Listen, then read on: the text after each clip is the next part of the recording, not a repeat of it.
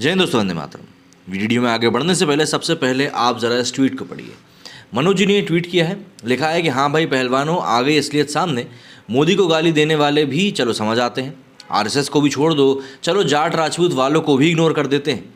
लेकिन ये क्या है? ब्राह्मणवाद से आज़ादी, मनुवाद से आज़ादी, अखलाक अभी जिंदा है, अल्लाहू अकबर, टुकड़े टुकड़े गैंग, आज़ादी गैंग। दरअसल ये जो आप वीडियो देख रहे हैं, इसे मैं सबसे पहले तो रिट्वीट कर दूं, जिससे कि यदि आप लोगों को देखना हो तो आप जाकर देख सकते हैं। इस वीडियो में जो ये तरह तरह के लोग आपको दिखाई दे रहे हैं नारेबाजी करते हुए, ये लोग, ये देखिए, यहाँ पे जातिगत नारे लगे हैं, ये देखिए जातिगत नारे लगे हैं, ये मनुवाद से आज़ादी ये चिल्ला रही हैं मोहतरमा यहाँ पर बैठकर। हाँ मतलब ये देखिए, कमजोर करना चाहते हैं, इससे सवालों से नहीं बच पाएंगे। मतलब अब इस तरह का माहौल जो है यहाँ पर पहलवानों का जो प्रोटेस्ट चल रहा है वहाँ पर देखने के लिए मिल रहा है। अब देखिए, जाहिर सी बात है, ये सब चीज़ें जब सामने निकल कर आई हैं तब किसी के भी मन में आएगा कि यार ये पहलवानों को लेकर जो प्रोटेस्ट चल रहा था, आखिर इसमें ये गहमा गहमी कहाँ से शुरू हो गई। सुप्रीम कोर्ट ने भी पहले कह दिया है कि भैया आप लोगों ने FIR की मांग करी थी, FIR की मांग आपकी पूरी कर दी गई है। अब आपको कोई भी दूसरी नई मांग अगर आपको सामने रखनी है तो आपको नए सिरे से शुरुआत करनी पड़ेगी।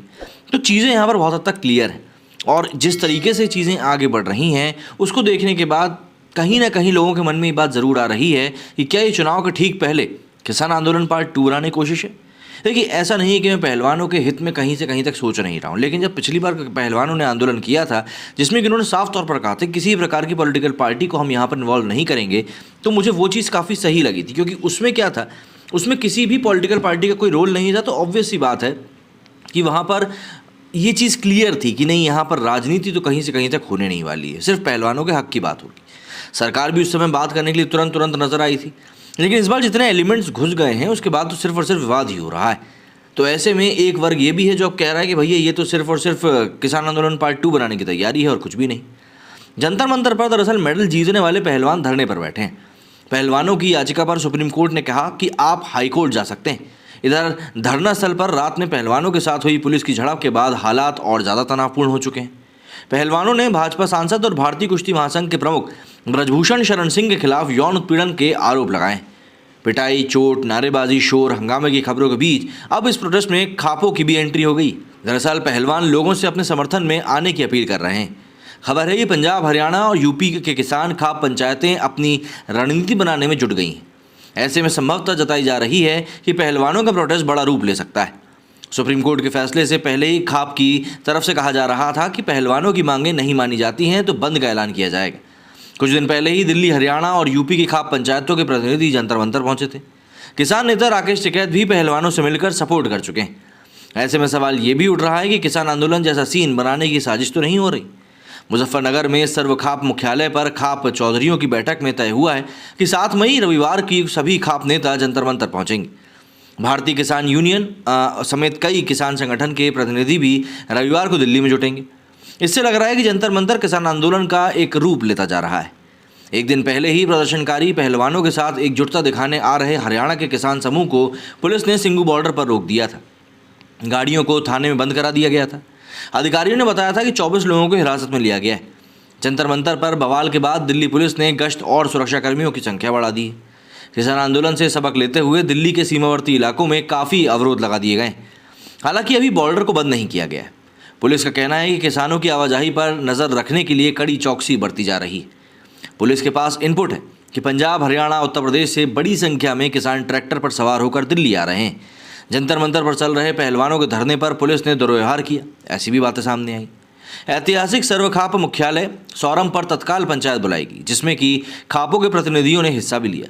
सर्वसम्मति से 7 मई को दिल्ली चलने का फैसला लिया गया है। वहीं किसान नेता राकेश टिकैत ने आरोप लगाया कि पहलवानों का समर्थन करने वालों को केंद्र सरकार के इशारे पर दिल्ली पुलिस हिरासत में ले रही।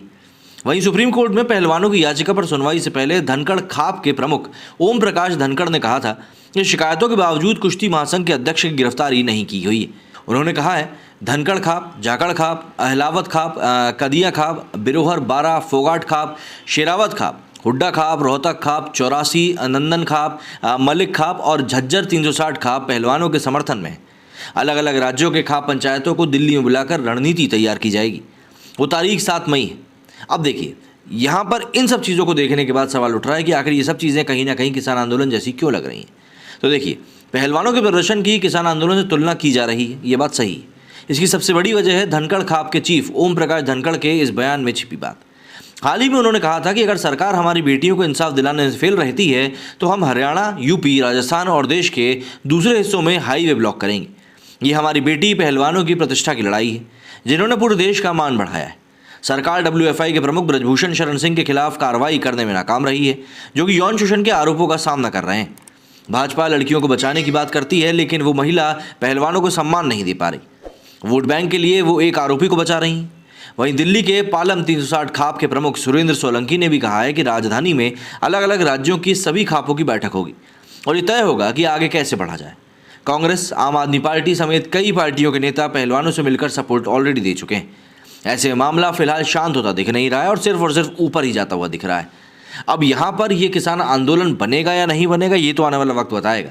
लेकिन जिस प्रकार से आज़ादी के नारे लग रहे हैं, खाप पंचायतें आ रही हैं, विपक्षी दलों की जो पार्टियां हैं वो यहाँ पर जाकर अपने बयान दर्ज करा रही हैं, वो कहीं ना कहीं इस बात को बताने के लिए काफ़ी है कि यहाँ पर मामला कुछ और ही बनता जा रहा है। अब ऐसा ना हो कि बहुत देर हो जाए और पहलवानों को फिर लगे कि नहीं, शायद यहाँ पर कुछ ज़्यादा ही हो गया है। क्योंकि देखिए, चीज़ें बद से बदतर होती जा रही हैं। आने वाले कुछ दिनों में चीज़ें और भी काफ़ी हद तक क्लियर होंगी, तब और समझ में आएगा कि आखिर ये आंदोलन किस दिशा में आगे बढ़ चुका है। क्या कहना है आपका इस बारे में, कमेंट करके ज़रूर बताइएगा। मेरे वीडियो फिलहाल इतना ही। जय हिंद, जय भारत।